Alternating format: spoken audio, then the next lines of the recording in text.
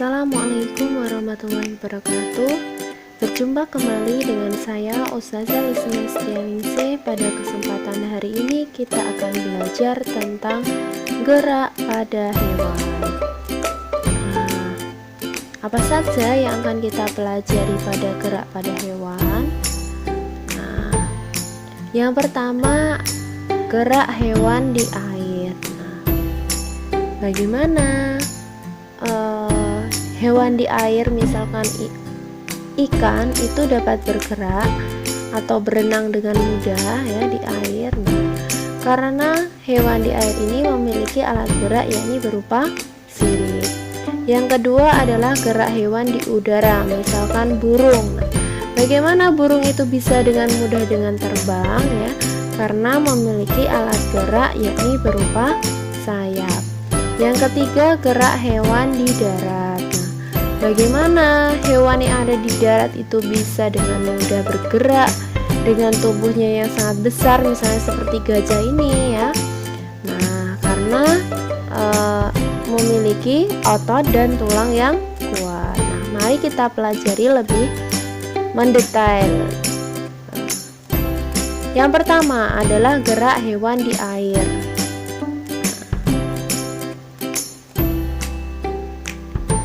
Kita ketahui bahwa kerapatan air itu lebih besar daripada kerapatan udara.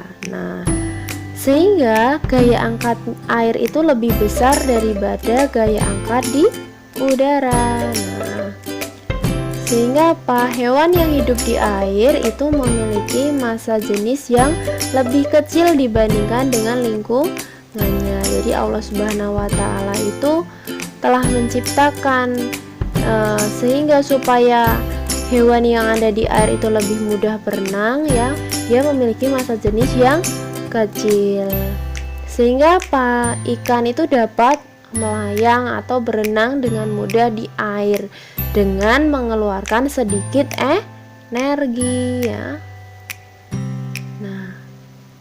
Bagaimana hewan di air itu dapat dengan mudah bergerak di air ya?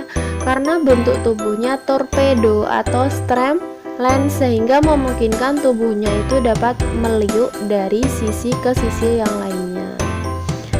Bentuk tubuh aerodinamis, yakni untuk mengurangi hambatan ketika bergerak di air ya. Memiliki gelembung renang. Gelembung ini itu dapat mengeluarkan gas untuk mengatur ya gerakan vertikal naik dan turun. Ketika ya gasnya ini dikeluarkan, maka ikannya itu dapat mudah bergerak naik ya. Karena lebih ringan massanya ya. Karena ketika dia kemasukan gas ya, maka ikannya ini dapat turun ya.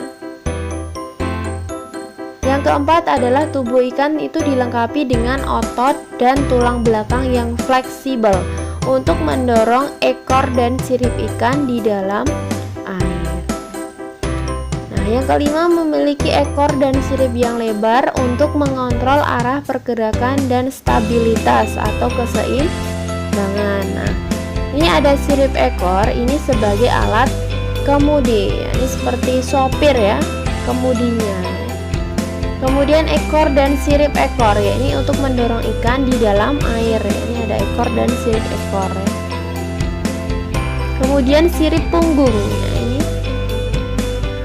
sebagai stabilitas ya, itu mencegah agar ikannya tidak terguling ya. Kemudian ada sirip dada ya, dan sirip punggung ya, ini untuk menjaga keseimbangan saat melakukan gerakan vertikal atau ke atas dan ke bawah. Ada sirip perut dan sirip dada untuk mengerem gerak ikan. Ada sirip anus dan sirip punggung untuk mencegah ikan agar tidak terpuntir. Yang kedua adalah gerak hewan di udara. Bagaimana burung itu bisa mudah terbang ya? Karena burung memiliki alat gerak yakni berupa sayap. Dengan mengepakkan sayapnya, tubuhnya itu memiliki gaya angkat ke atas yang lebih besar sehingga dapat mengimbangi gaya gravitasi.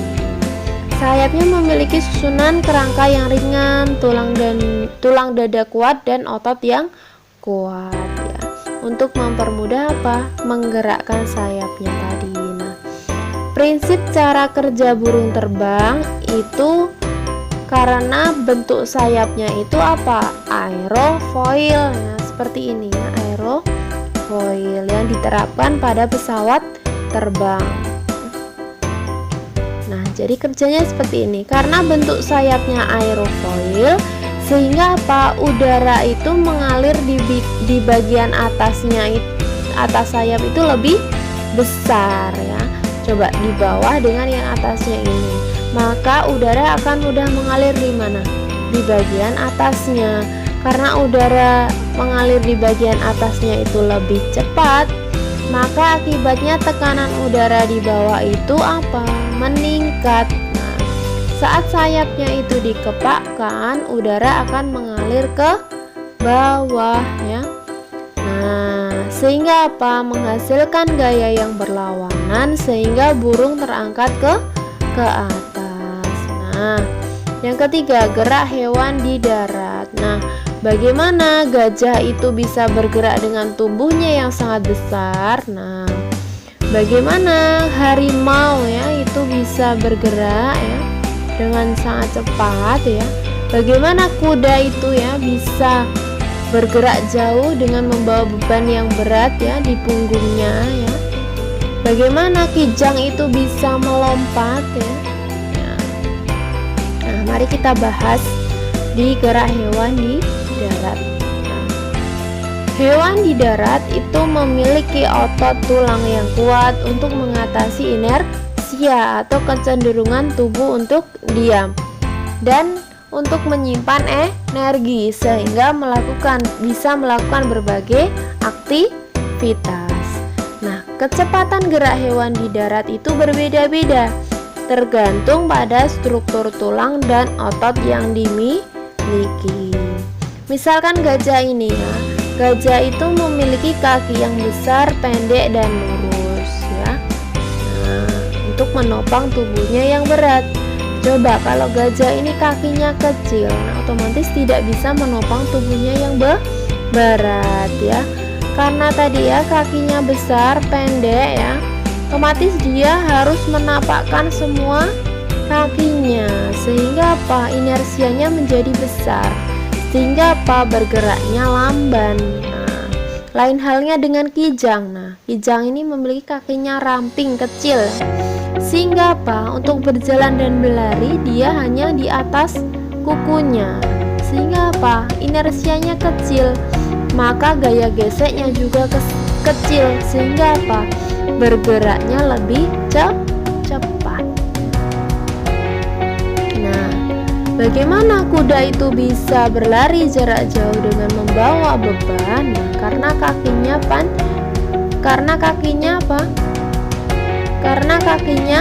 panjang. Nah, kakinya panjang dan tulang belakangnya kokoh agak melengkung sehingga mampu berlari jarak jauh dengan membawa beban.